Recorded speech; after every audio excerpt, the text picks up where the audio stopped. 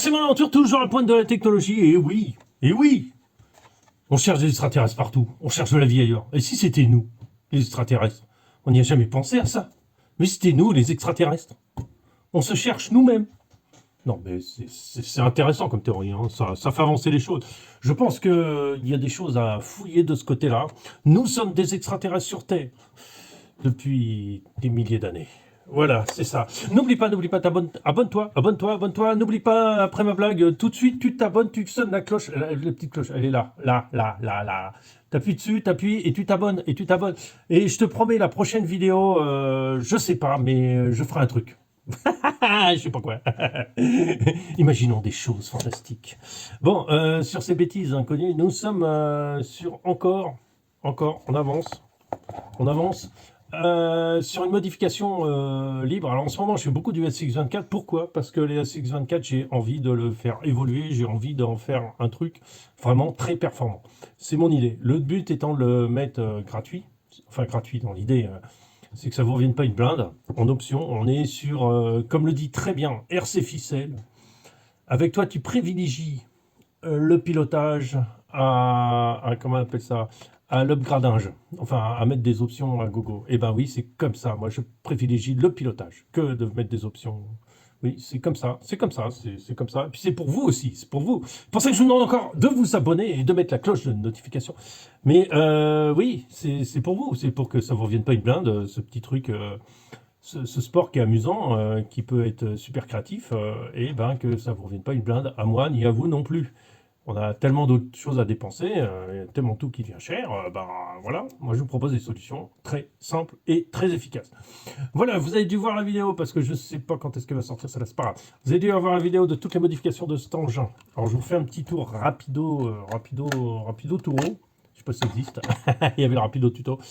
Voilà, j'ai, vous voyez le 1080, j'ai une FlySky FX5, 6 voies, d'accord, et nous avons ici la batterie qui est collée.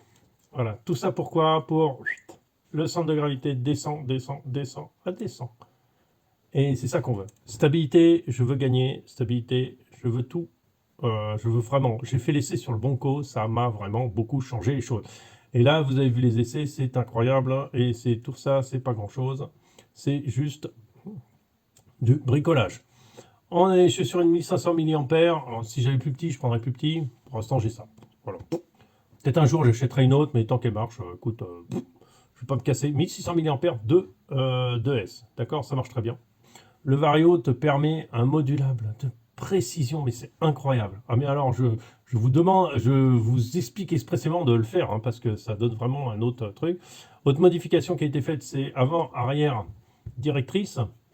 Et qu'est-ce que j'ai fait encore? J'ai rallongé l'avant. Quand vous achetez un SX24, vous avez des longerons plus longs et vous avez encore comment on appelle ça, un cardan plus long, enfin une partie du cardan qui peut être plus long. En fait, correspond plus ou moins aux CX10 que vous avez là, qui sont prolongés.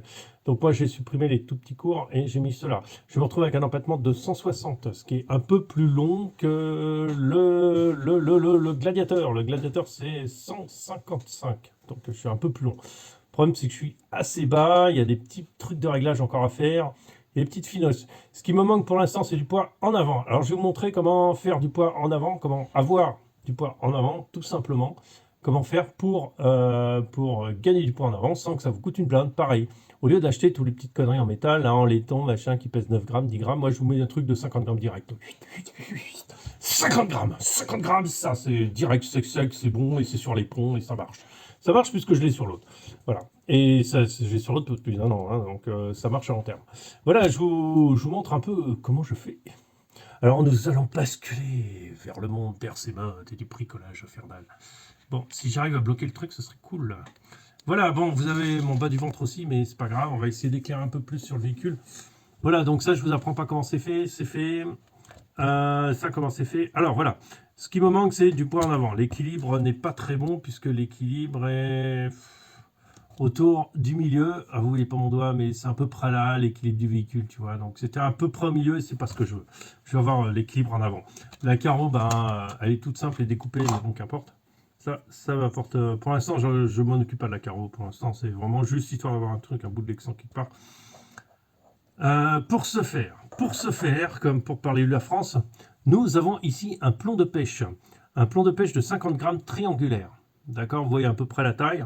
C'est du standard de pêche, ça coûte rien, quoi. Ça coûte vraiment très peu cher.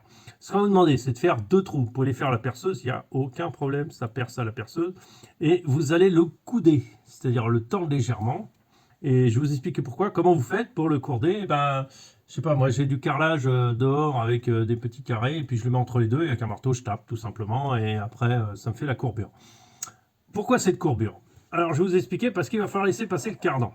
Je vais essayer de le mettre comme ça, le véhicule. Hein. Vous avez assez de lumière, je vais essayer d'en mettre un poil plus, c'est pas beaucoup de lumière ici, mais bon. Voilà, on passe 2 colliers hérissants, c'est pour le maintenir.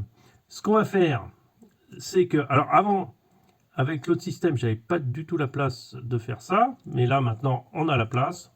Alors si lui veut bien rester, si on va le ranger un peu, voilà, vous allez passer un collier hérissant par là. Alors on peut vous faire idée d'autre chose, mais bon, voilà. Et ce qui va se passer, c'est que votre, si je suis un peu du duche là, hein, je suis un peu du duche, voilà. Alors, voilà, ça passe. Voilà. Vous allez le coincer comme ça dedans. Voilà. C'est-à-dire, ça va vous faire la courbure permet à ce que votre cardan ici, le cardan à l'intérieur, ne touche pas le truc. Ça ne crée pas un frottement. Le moteur n'est pas super puissant, donc ça ne sert à rien. On va pouvoir juste l'ajuster en lui mettant les colliers hérissants. Donc vous mettez un collier hérissant que vous tirez, vous voyez, hein, vous tirez, vous serrez, mais pas besoin de serrer à fond. Vous le serrez en laissant un peu libre, vous voyez, qu'il soit libre un peu quand même. On va faire la même chose exactement de l'autre côté, exactement le même trip. On passe là, on passe là-dedans, je passe là, je passe là. Voilà. Voilà. On le serre pas trop. Voilà, le truc est à peu près centré. On peut peut-être un peu desserrer celui-là, peut-être un peu, je sais pas. On peut le centrer un peu mieux, c'est clair. Je vais peut-être changer celui-là, le mettre un peu plus à droite. On vérifie que ça ne gêne pas, le frottement ne passe pas sur le cardan. Pour pas... Alors ça, c'est vérifiable en regardant juste sur le côté. Vous allez voir que comme la transmission est décalée par le haut, en fait, comme vous avez votre transmission là qui est décalée vers le haut, vous n'avez aucun problème de le faire passer ici. Une fois qu'il est fixé, vous avez 50 grammes sur le pont avant de plus. Qu'est-ce que ça va changer? Ça va changer l'équilibre de mon véhicule. C'est-à-dire que on va avancer, disons, à peine. On va avancer, tu vois, le centre de gravité de l'engin. J'avance largement et surtout, ce qui est intéressant, c'est que le poids est sur le pont. C'est-à-dire, il est sur les longerons et sur le pont. Il ne gêne absolument pas la flexibilité du véhicule. Ça ne vient pas taper. Ni sur les liens de pont, ni nulle part. Là, vous pouvez le vérifier. Il n'y a pas trop de lumière, mais bon, en grosso modo, là, ça ne vient pas toucher ni ici, ni ici, ni le cardan. Voilà, donc tout est gagné. Tout marche comme il faut. Voilà. Donc, c'était la petite modification qui va changer. Maintenant, on va essayer sur le terrain. Je vais aller Prokopsko-Dolly et on va voir maintenant quels sont les résultats de ce petit changement. Petit changement qui va changer beaucoup parce que sur la vidéo que vous avez vue tout à l'heure, enfin que vous avez vu avant, c'est que ça pose un problème de poids en avant. Tendance à ce que les roues avant se lèvent. On va changer aussi la disposition peut-être des amortisseurs arrière qui sont un poil mous, mais on va voir. Allons voir comment on peut faire. Voilà. Voilà, que ça ne se tord pas trop. Mais grosso modo, ça a l'air pas mal. Voilà, c'était ma petite modification du jour. Donc pour l'instant, comment on appelle ça? Le truc n'est pas... bon, la carreau elle tient, mais c'est vraiment double face, c'est vraiment pas terrible. Mais ça le fait largement. On va meubler l'arrière, ne vous inquiétez pas. Ça ressemblera pas à ça. Ça m'a permis d'avancer bien voilà, de mettre de la liberté devant. Voilà, en tout cas, on y est. Je vous laisse avec la vidéo, profitez-en. N'oubliez pas, vous abonnez. Vous abonnez. vous abonnez. N'oubliez pas. Vous abonnez. Allez, salut les mecs. Salut à vous les gars, j'espère que tout le monde va bien. Donc on est avec les dernières modifications du SCX24. J'ai rajouté du poids à l'avant. Donc c'est ce qui me manquait, un petit peu de poids à l'avant. Donc on refait à peu près la même chose que la dernière fois. On voit que naturellement ça va mieux quand même. Oh, oh. Ah ouais, c'est ça qu'on regarde pas. C'est ça qu'on regarde pas. C'est ça quand on fait pas attention, on va. Attends. Ouais, faut que je fasse un peu gaffe à ce que je fais quand même. Faut pas oublier que c'est une petite machine. Il faut pas non plus délirer sur ses performances. C'est-à-dire on va sûrement atteindre des très bonnes performances, mais ça n'est pas au point d'être à un dixième, on est d'accord. Je viens de le peser, je suis à 422 grammes complet là. Donc on a doublé le poids. Ok, alors ça va sûrement poser des problèmes de transmission par la suite. Mais on a le temps. On a le temps de voir ça. Le poids a été bien augmenté vers l'avant. Donc effectivement on a vraiment une meilleure stabilité. Alors ce qu'il y a, c'est que c'est pas le châssis qui a été alourdi, c'est juste le train avant. Je suis obligé de passer bien à droite parce qu'il est assez bas. Donc c'est le poids qui me manquait un peu à l'avant. J'ai changé l'emplacement des amortisseurs pour qu'ils soient un poil plus durs. Et en fait ça me posait un peu de problème. On va voir si c'est la solution ou si ce n'est pas la solution, je sais pas. Donc là on va essayer de monter là. Alors l'arrière n'est pas du tout positionné comme il faut.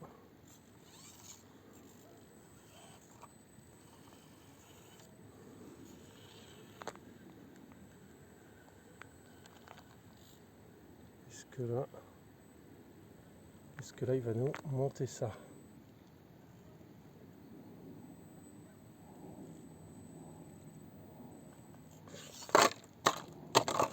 Non, non, il monte pas ça. Alors peut-être avec les deux mains, hein. On va essayer.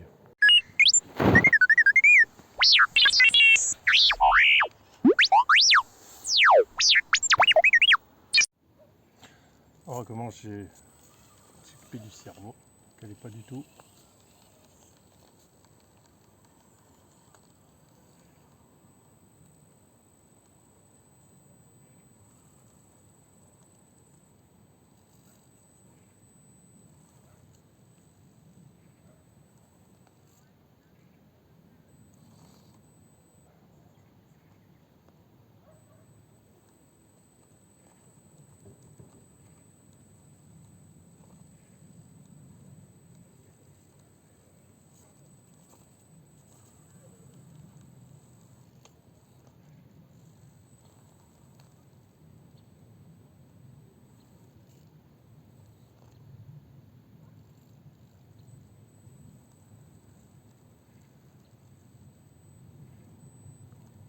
Ouf.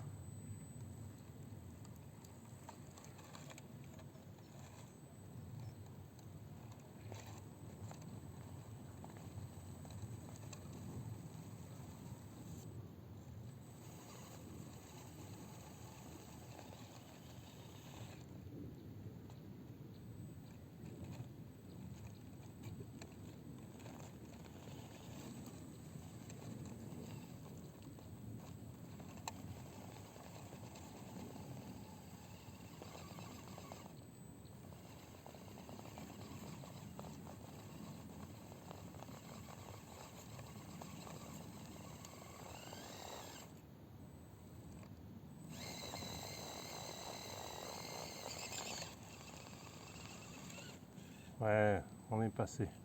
Ouf, c'était chaud. Alors je suis obligé de couper parce que je suis prêt. Il faut changer les angles de la caméra. Waouh. Waouh.